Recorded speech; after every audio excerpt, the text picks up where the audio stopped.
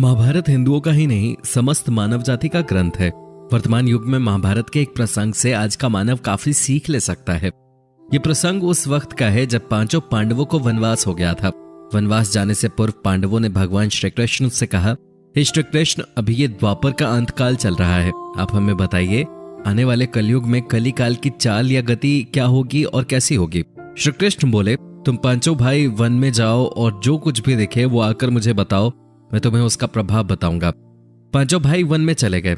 One में उन्होंने जो देखा उसको देखकर वो आश्चर्यचकित रह गए।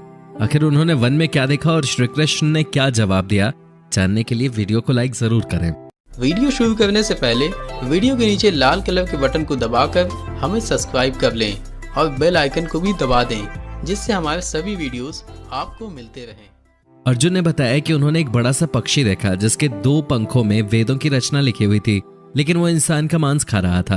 ये देखकर अर्जुन भी हैरान हुए और जब श्री कृष्ण से इसका अर्थ स्पष्ट करने को कहा और जब श्री कृष्ण जी ने कहा कि कलयुग में ऐसे ही लोग हैं जिन्हें विद्वान कहा जाएगा और इनकी मंशा रहेगी कि कैसे दूसरे का नुकसान हो और वो कैसे उनकी सारी संपत्ति हथिया लें, वे चाहे कितनी ही ऊंचाई पे क्यों ना हो, उनकी चेष्टा हमेशा दूसरों की संपत्ति हड़पने की ही रहेगी।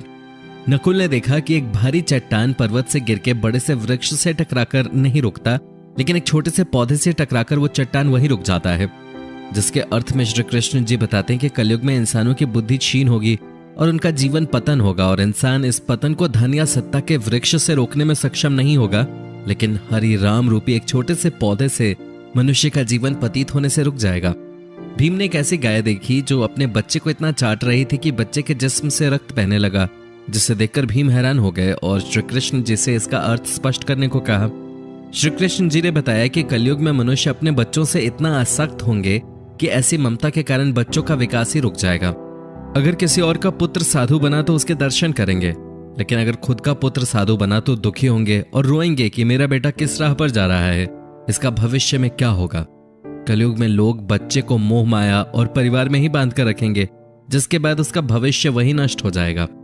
फिर भगवान ने इसकी सच्चाई स्पष्ट करते हुए कहा कि तुम्हारा बेटा तुम्हारा नहीं बल्कि उसकी पत्नी की अमानत होगा और तुम्हारी पुत्रियां उनके पतियों की अमानत है, और ये शरीर मृत्यु की अमानत है और आत्मा परमात्मा की अमानत। युधिष्ठिर ने बताया कि उसने 2 सूंड वाले हाथी को देखा और बहुत हैरान भी थे, जिसके बाद श्री कृष्ण जी ने कहा, कलयुग में ऐसे ही दोगले किस्म के इंसान होंगे जिनके हाथ में सत्ता होगी, वो कहेंगे कुछ और करेंगे कुछ और इसी तरह से वो मासूम लोगों का शोषण करेंगे।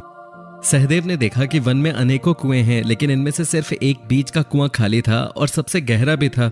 जब श्री कृष्ण जी से इसका अर्थ पूछा गया तो उन्होंने कहा, कलयुग में धनी व्यक्ति अपने शौक के लिए पुत्र विवाह में और उत्सव में बहुतायत में धन खर्च करेगा, लेकिन अगर किसी भूखे को देखेगा तो उसकी बिल्कुल सहायता नहीं करेगा, वो अपने बेफजूल के शौक के लिए धन खर्च करेगा। तो दोस्तों, ये थी कुछ श्री कृष्ण जी की भविष्यवाणी जो लगभग शायद आज सच होती जा रही है।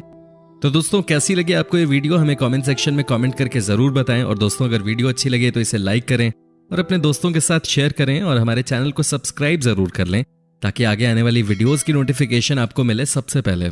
धन्यवाद।